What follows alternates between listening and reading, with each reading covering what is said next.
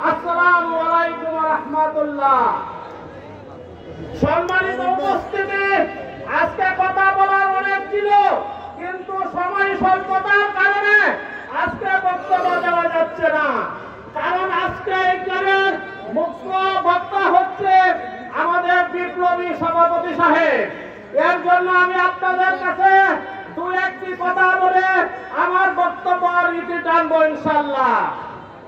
আপনারা জানেন, ইতিমধ্যে আমাদের ছাত্র জনতা আওয়ামী লীগের পিতৃস্থান ভেঙে দিয়েছে। তেমন করে আমরা ভবিষ্যতে গণ অধিকারকে আপনারা ভোট দিয়ে ইনশাআল্লাহ আগামী নেতৃত্ব বাংলাদেশের গণ অধিকার দিবে বিপিনুরের নেতৃত্বে ইনশাআল্লাহ।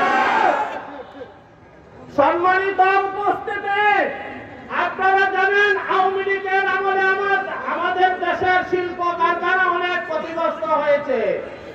আমাদের ফুলের গাড়ি আপনারা জানেন সুগার মিলে 300 একর জমিন আছে। এই জমিন আওয়ামী লীগ আব্দুল মতলব লিটন টাটার কাছে বিক্রি করে দিয়েছে।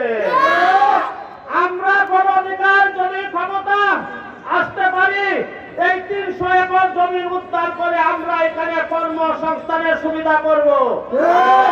আপনারা জানেন আমাদের এলাকা গরিব এলাকা, কোনো মিল ফ্যাক্টরি নাই, কোনো ইন্ডাস্ট্রিজ নাই।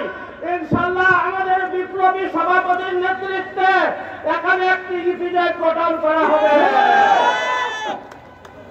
সম্মানিত উপস্থিতি, আপনারা জানেন আমি একজন কৃষকের সন্তান। এই দেশে শতকরা 80% লোক কৃষক, কিন্তু এই দেশের কৃষক সব দলের সময় লাঞ্ছিত হয়, বঞ্চিত হয়, ন্যায্য অধিকার পায় না। কৃষকের সন্তান আগে লেখাপড়া করলে কোটার দ্বারা তাদের চাকরি হতো না, কিন্তু এই কোটা আমাদের বিপ্লবী সভাপতির দ্বারা বিলুপ্ত হয়েছে ইনশাআল্লাহ। আগামীতে ইনশাআল্লাহ আমাদের বিপ্লবী সভাপতির মাধ্যমে ইনশাআল্লাহ আপনারা আমাদের দলকে জয়যুক্ত করবেন ইনশাআল্লাহ। আমি সময়ের সংক্ষিপ্ত কারণে আমি পরিশেষে একটি কথা বলতে চাই। আমি যে কথাটি বলতে চাই, আমার শিরায় শিরায় রক্ত, আমি গণ অধিকারের ভক্ত।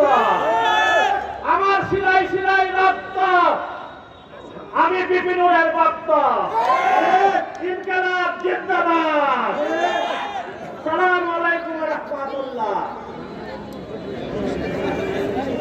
চমৎকার বক্তব্যের মধ্য দিয়ে এই মাত্র শেষ করলেন শফিকুল ইসলাম শফিক ভাই, গণ অধিকার পরিষদের সম্মানিত সহ সভাপতি।